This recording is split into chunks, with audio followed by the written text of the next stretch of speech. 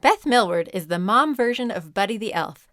She spreads Christmas cheer like syrup on spaghetti. Just listen to her talk about Christmas Eve. Tuck them all in their little jammies, and they're all so excited to go to sleep, and they can't wait till morning, and I'm so excited, and everyone's so excited. And of course, All we have those to leave. sugar plums. Oh, they're dancing in my head all night.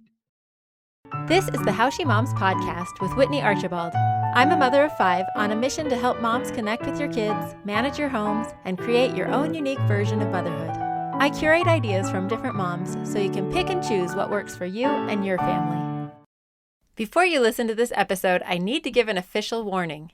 Do not try this at home. Beth Millward is a Christmas expert, and packing this many activities and this much Christmas cheer into one holiday is not for amateurs like you and me. Especially me, a certified Christmas minimalist. Honestly, it makes me exhausted to think of all the things Beth fits in. But keep in mind, this is her specialty, and there's no pressure for you to make it yours.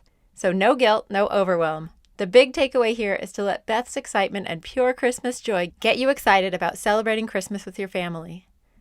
I've known Beth Millward for about 2 years now, but I feel like I've known her forever, as one does with Beth. I first got to know her by listening to the fabulous podcast she co-hosts, Family Looking Up. She and Camille Ward and Andrea Nielsen interview such great guests about all things parenting and family. They always ask the questions I really want to ask, and their specialty is keeping it real. We met in person at a conference back when conferences were a thing, and instantly felt like family. To illustrate what a wonderful and generous person Beth is, when my husband and son and I were riding a bike race in her hometown and our babysitting fell through, she offered to watch my 4 other kids while we rode. It was so generous of her, and of course my kids had so much fun. I interviewed Beth last year for my Christmas episode. You can go back and listen to the whole episode, number 22, to hear great ideas from lots of different moms.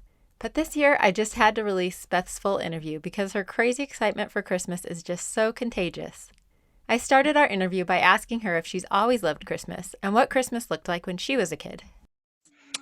I really think I have. As long as I can remember, I have loved Christmas and tortured family and friends with my love of it. On Christmas Eve, we always went to Grandpa Powell's house, and he lived like 30 minutes away, and the family would come over, and we'd have like just appetizers and crackers and stuff, and then we'd all get dressed up and do the nativity, and there was a fun house in his town that like always set up all the Christmas lights and had like a train that went around the yard that you could just look at.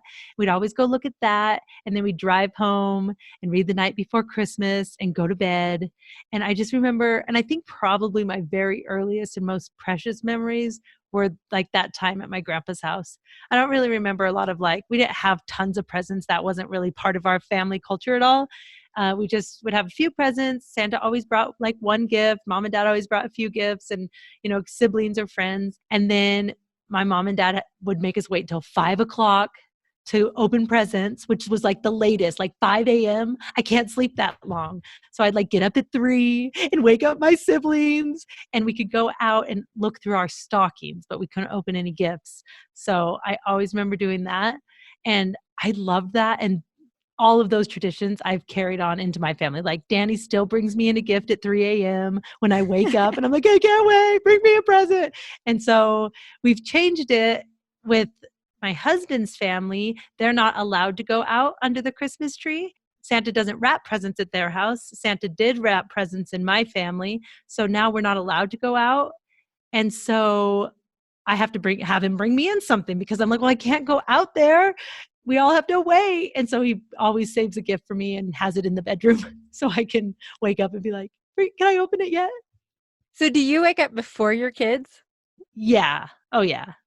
I usually wake up, open a present, and then go back to sleep. And then they come in and wake me up.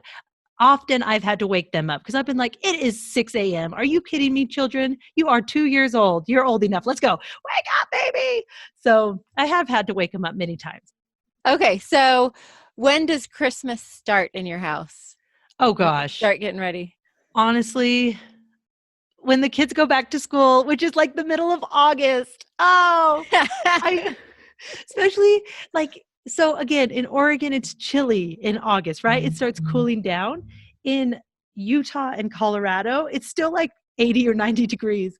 But once the kids like walk off to school, I'm like, I got to turn on a Christmas song. And so I often start playing Christmas music in August. If I don't start like the first day of school, the first chilly day of the year, which most people think like fall and pumpkin and Halloween, I kind of just like fast forward and I think like snowflakes and snowmen and Christmas music. Awesome. So when do you decorate? I'm not a super early decorator. I usually don't decorate until after Thanksgiving, all out. I like to bring in the winter decorations in like November, just like the white and silver and gold decorations, but not like I do bring in some like evergreen situations, but not like full blown Santa Claus. He doesn't come out until after Thanksgiving. Gotcha. So I Okay. have standards, people. All right. um, so when you do decorate, do you have bins and bins of Christmas decorations? I feel like I have a lot, but nothing like some houses. I mean, Right. my mother-in-law, she's got a lot of decorations. So I just kind of have the basic, I don't know, the basic things for our family, kind of always the same things. We always put garland on all surfaces that I can find. I set up lots of nativity scenes. I love those. And then we kind of have like our handful of just in statues or pictures I hang up. I don't think it's a ton. I think it's enough that you walk in and you're like, oh, it's Christmas. I don't think I'm super crazy on the decor. Right. Okay. So what are your favorite traditions, the things that you can't miss each Christmas? Oh, geez. Where to begin? So many traditions. I feel like it all starts the beginning of December, where you have to start opening the Christmas book a night. So every night now we've gone back and forth. I've done 24 books and I've done 12 books. I try to do the full month of opening a book every night. And when we had like a little baby a couple years ago, we were like, all right, this is getting crazy. So we just did 12. So I support either way, whatever works best for you. So I kind of switch them out. It's not always the same books, but yeah, just wrap them all up. And sometimes we go like 3 or 4 days and you know how it gets. We're just Yeah. busy and we forget. And so we say like, great, tonight everyone gets to choose a book because usually each kid gets a turn. Mm-hmm. And then I always have an advent calendar, usually for the whole month of different things. Open it tonight, we drink hot cocoa, look at Christmas lights. We try to incorporate a lot of service throughout the month. And then my kids' favorite traditions are the 12 days of Christmas. We always do 12 days of Christmas for a family, and they love sneaking. You got to sneak. Got to be very quiet, knock, run. We almost always get caught, but we really try not to. We try to teach our kids that we do these things just because we want to be kind and help someone, not because we want them to say thank you to us. And to me, that's really important to teach them.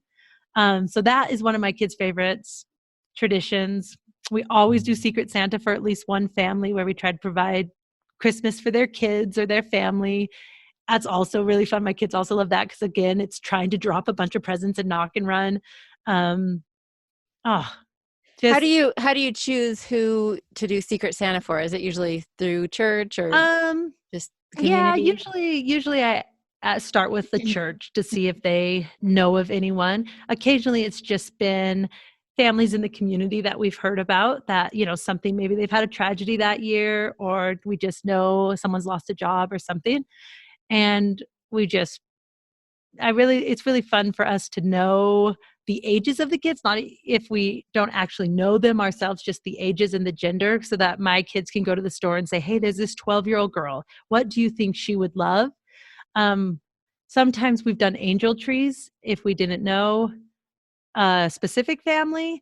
Last year, I found an angel tree that was for a nursing home. Oh man, that was like my best day because I love me some old people and I love Secret Santa. It was perfect. So we went and did like Secret Santa for a grandpa at a nursing home, and then went and like sang to the residents when we went and dropped off the gifts and practiced a few songs, which we really don't sing that well. My husband sings well. I really bring it down, and my kids just sound like kids. So it doesn't sound great. We're not like a performing family, but I forced my kids to do it, even though they all have like serious panic attacks anytime I make them sing. They're like, Mom, why? And I'm like, shush, you'll be happy. You'll love it. It's Shush, Christmas, but dang sing. it. Gosh, but louder. So yeah, I think there's lots of opportunities to just seek out. There's lots of ways you can do it. Church, of course, is such an easy way because you can usually, or even like, doesn't matter which church, any congregation, you can go to a pastor or a leader and they usually know someone. And then there's always those angel trees all over, and you can just take one if that works for you, or 27, whatever, happened that year, that wherever we're at. But I love taking my kids to the store, especially when it's like, when I'm taking my 7-year-old and saying, okay, now choose everything you would love for another 7-year-old. And it's like that conflict of, but I want all these things and I'm going to buy all of them and give them away. And it's like, I don't know, something about that experience of like having it hurt just a little bit. I think they remember it more. I know I remember it more when it's like we spend a little bit more than's comfortable. Yeah. It feels good. Oh, I love that. That's a good point, because I don't think we always think about that. Sometimes we'll just go grab the toys ourselves, but if we involve our kids as much as possible, that's the whole point. Yeah. And my first Secret Santa is kind of like, to me, the biggest part of Christmas anymore. There's still so many traditions. I mean, I mentioned a bunch, and that's like a small window. I haven't even got to Christmas Eve yet and all the things that happen there. But like, I always loved Christmas, but it became like more tender to me, I guess, in college when our church leader like asked a group of us to like do Secret Santa for a family.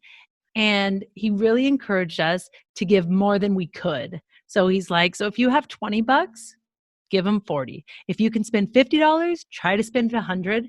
And he just really encouraged us to like spend more than you think you can.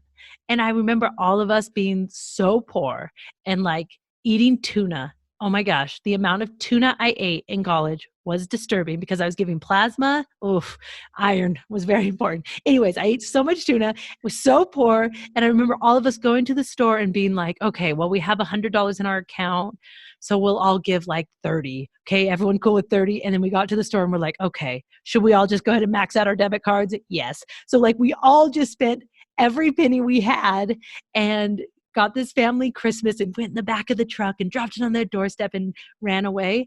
And I just remember that Christmas meaning so much more. Because if you just like, if I have a whole fridge full of food and I give someone a couple of cans, it doesn't matter, like, but if you have only a couple of things in your fridge and you still give, I just think it means so much more to like that sacrifice. So I always try to help my kids feel that sacrifice instead of like, oh, mom and dad are just going to go spend all their money. They have that little magic card that they swipe in every store and it just keeps working.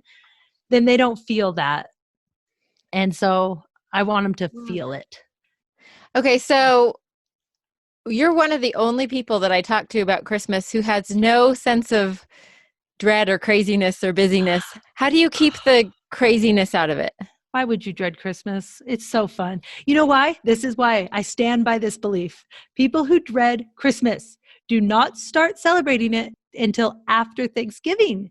And so then it's that compact amount of time and it's like, so many things. I have to feel all the feelings. I have to do all the things. I have to do this and that.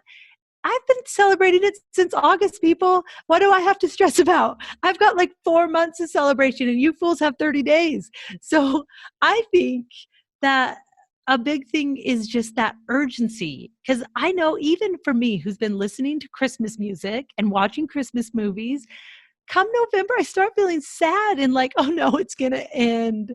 And it makes me like a little more, I get anxious because I'm like trying to grasp at it. Like I don't want it to end. But the longer I celebrate it, the less I feel that way. And so I really think just kind of letting that season, if it makes you feel happy and good, then like let the season go longer. This rule of like, you can't start celebrating it yet is fine if that feels good to you, but it feels better to me to really feel like, okay, I got the most out of this.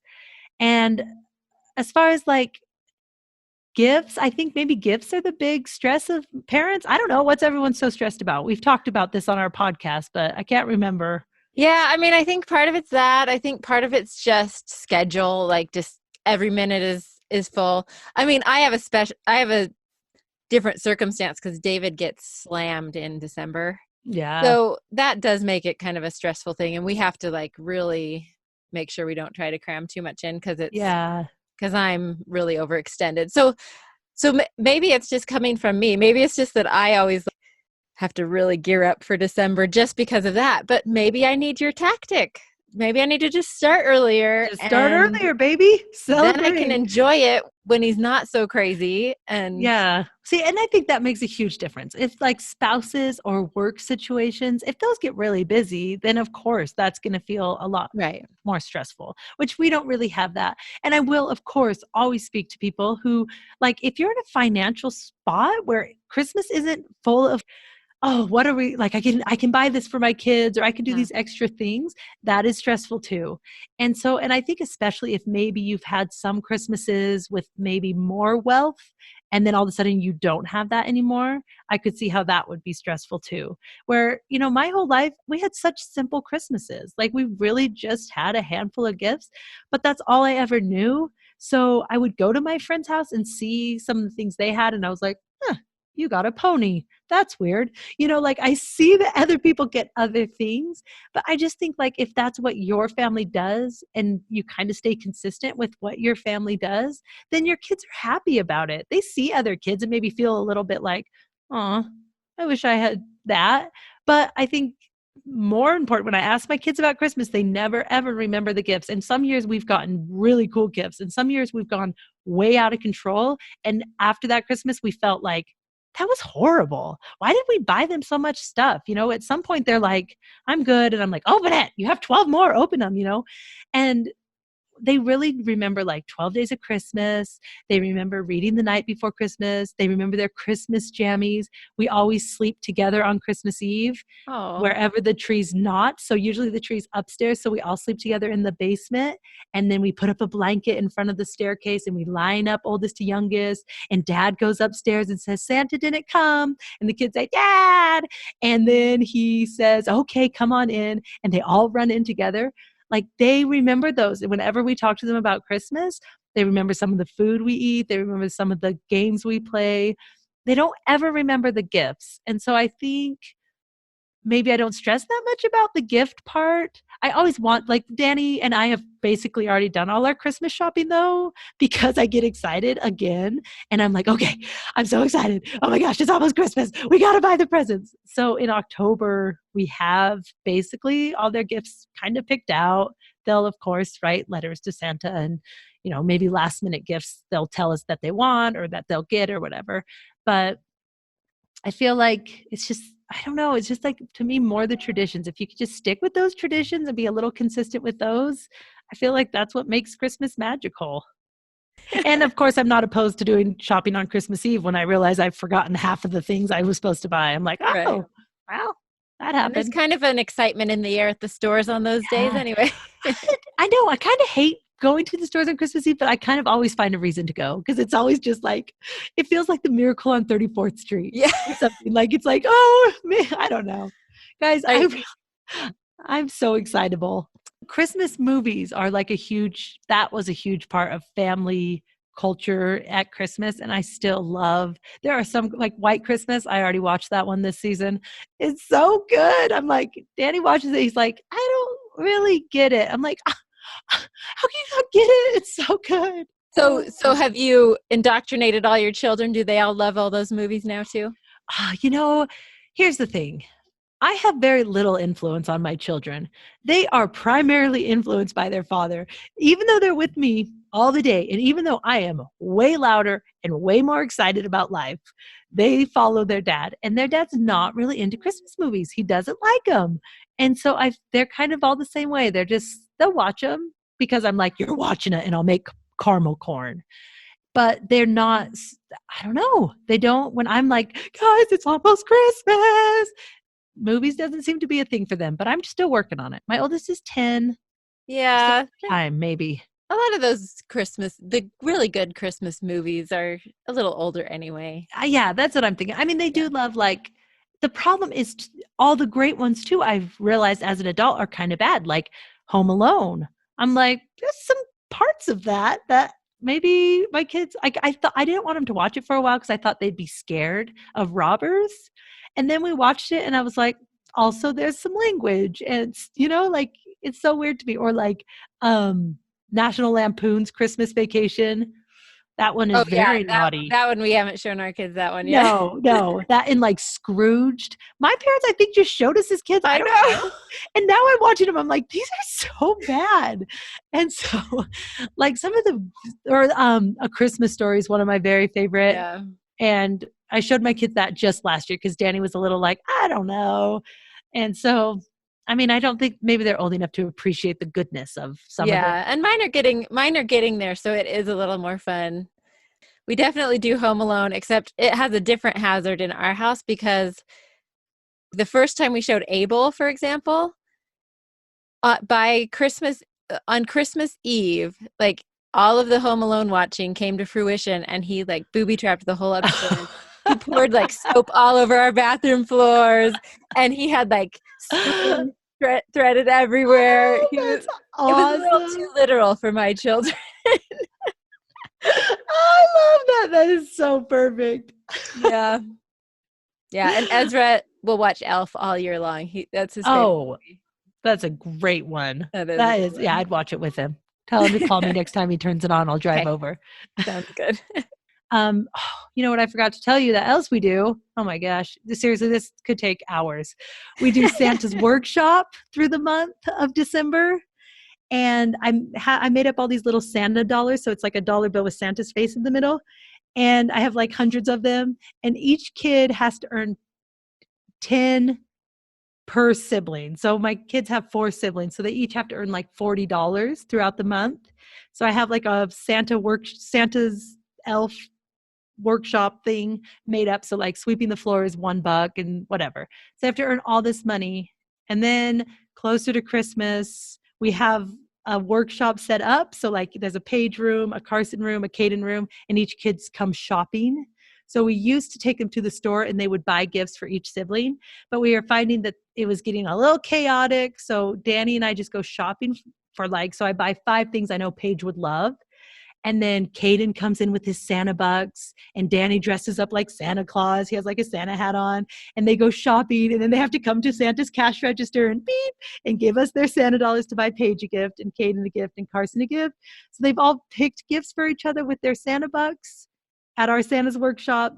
And so does that make sense? Yeah. So you choose what you think the kids will like, but then they pick which one they're actually Yeah, going to yeah. And we usually it's because we've either bought too much, so we have all this extra stuff, or it was just like if they didn't have something specific that they wanted to go choose for them, it was just like we were taking 5 kids into the store and they were trying to hide it under their shirts and everyone's thinking they're stealing and they were just not sure what to get them. So they just grabbed something random. And it was like, does she even want that? Why are you choosing that? Well, I don't know. We got to hurry.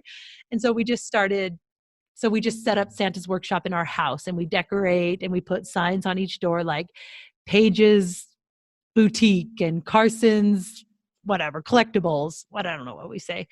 And so I set it up like a little store. So they each go shopping in the room for their siblings. So that all those gifts are wrapped on Christmas and they're in their little pile. So That's amazing. they love that part too. Actually, this is a good tip that I learned a few years ago from my own brain. I don't know if anyone taught me, but this is a good tip. When we'd ever be in the store, they'd always say, I want this, I want this, I want this, I want this. Can I get, And I just started taking pictures. I'm like, okay, hold it up and smile. And so then they'd hold up the thing at the store they say they want. And then it like put them at ease. Like, okay, mom's going to remember that this is what I want. And then it helps. I just would flip through the pictures. And then sometimes as we get closer to Christmas, if we've been to the store several times, I like sit down with them and I'm like, hey, do you still like this? And half the time they're like, no, I don't want that. Or yeah, they can kind of review all the things they begged for. And then, I don't know, like it put my kids at ease because I felt like I was trying to fight them out of the store. And they were like, what if you forget? What if you don't remember? I really want this. And they were all panicky about it. And so I'm like, hey, let's just take a picture. And then I'll always remember. And they were like, oh, okay. And so now during Christmas, we go to the store, they hold up the thing they love. We take a picture of them with it. And sometimes they remember that they loved it. And sometimes they just move on. But that has been helpful. That has been a good little Christmas list and it calms their stress. And sometimes it's helpful to be like, hey, for Santa's workshop, remember that Paige said she wanted this. If I could give you any gift for Christmas, I'd give you the gift of knowing what's for dinner. Of all the persistent chores of taking care of a family, feeding them is perhaps the most relentless. and I've had way too many days of staring in the fridge at 6 p.m. like a zombie, wondering what the heck I'm going to make. That's why I created my meal planning workshop. The goal of this workshop is to help you figure out your top priorities for feeding your family, learn about a variety of tactics that are working for other families, and then figure out a realistic system that fits your personality and your family situation. Because we all have different learning styles, there are 2 ways to access this course. A video workshop so you can take the course at your own pace on your own schedule, and I'm excited to announce I'm doing 2 live Zoom workshops in the first full week of January, one on Thursday the 7th at 6 p.m. Mountain Standard Time, and one on Saturday the 9th at 9 a.m. Each of those will last about 2 hours. I really hope you can join me. I'd love to meet more of you as face-to-face as we can get right now. You can sign up for either the recorded version or the Zoom version of the meal planning workshop on my website, howshemoms.com, for just $25. Now let's get back to Beth. Okay, so I want to know Christmas Eve. Okay, Christmas Eve. We start with Christmas Eve breakfast. And that was something from my family. We actually started it not until I was a teenager, but we would call over like our aunts and grandparents or whatever, and then find people like at church that maybe didn't have family in town or, something. Maybe they just didn't have a lot of people around. So then we started doing Christmas Eve breakfast. And so I loved that. So we have continued that. So we invite like our friends, and then we try to find people. There's usually someone there who's maybe husband's deployed. So we always try to find them and invite them over. My husband's family does a cookie decorating contest. So we incorporated that into Christmas Eve breakfast. So we do Christmas Eve breakfast, and then everybody has to decorate sugar cookies. And then we call an impartial judge over, usually a neighbor, to judge the cookies. This is very serious. And there's all sorts of categories. There's like most creative, most realistic, we used to have to make up some for the kids, like most sprinkles, ugliest, overall. We make up a bunch of categories. And then we have an award ceremony for the cookies. And that's super fun. And then we just do like last minute Christmas shopping, if there's any of that. And then the Christmas Eve dinner cooking begins. Basically, it's just eating all day. So my husband's family, I did Christmas Eve breakfast. He did Christmas Eve dinner. Neither of us wanted to give it up. So I just said, okay, I'll just do it all. His Christmas Eve dinner involves shrimp and crab and ham and all the side dishes. And so we start cooking after breakfast and shopping. We start cooking that. And then we have our big feast. And I don't like shrimp or crab, if I'm being honest, and neither does he really. It's like a really weird thing. That is the only time of year he eats it. He just loves it because that's like a thing, right? That's what his family did. And so we eat that, and that's always yummy and delicious. And then we go drop off our 12th day of Christmas gift. And that's usually when we go drop off like our Secret Santa. If it works out, for sure, we try to get our kids to come along with that. If we know like maybe that family's going out of town, we might have to adjust it and drop it off a little earlier. Drop off all our last gifts. Then we do the nativity, and Danny or my dad or his dad, whoever's there that year usually reads it. My kids all act it out. My oldest brother is always the donkey. If he's here, he's the donkey. And so we always act out the nativity for who's ever here. Usually if there's a family in town that we know doesn't have other family around, we usually invite them for dinner. Or if not, it's just whatever family's in town with us, but we try to find someone to come over for Christmas Eve dinner. Do the nativity. Then we open up Christmas jammies. Everyone gets Christmas jammies and a Christmas ornament for something that happened that year. So if they took piano lessons that year, they'd get a little piano. Or if we went to New York, maybe they get a Statue of Liberty. I don't know, something. So we all get a little ornament, and my kids love that. That's probably, as far as gifts, always their most memorable gift. And then we put it on the tree. And then have you ever watched like the Church of Jesus Christ of Latter-day Saints, I don't know how many years ago, put out like the Nativity movie?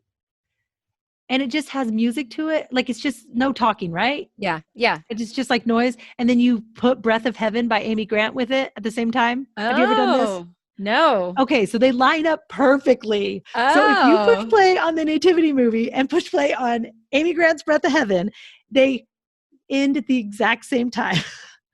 I don't know who Oh, how did you discovered that. discover this? I don't know. I think it was like my in-laws somehow discovered it from someone, and we tried it and it worked so perfectly. So we just like put in the DVD and then turn off the volume.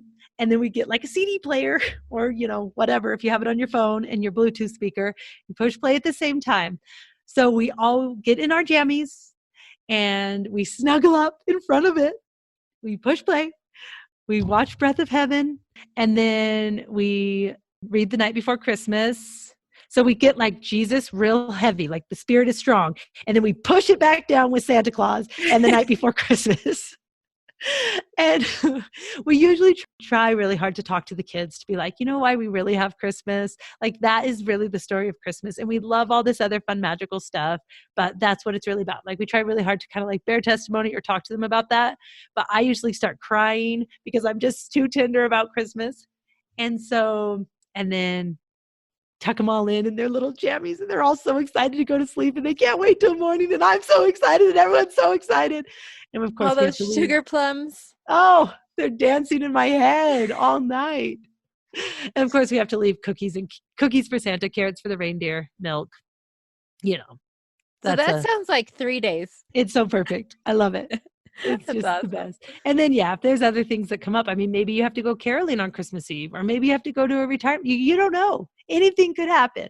And then all the Christmas magic begins. Okay, let's go. Let's do Christmas Day. Oh, man. And actually, I think I probably love Christmas Eve the most. Christmas Day is so exciting, but it ends so soon.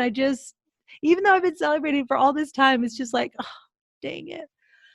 So the thing I love going down to sleep with the kids. And usually I wake up Danny sometime during the night and say, where's my present?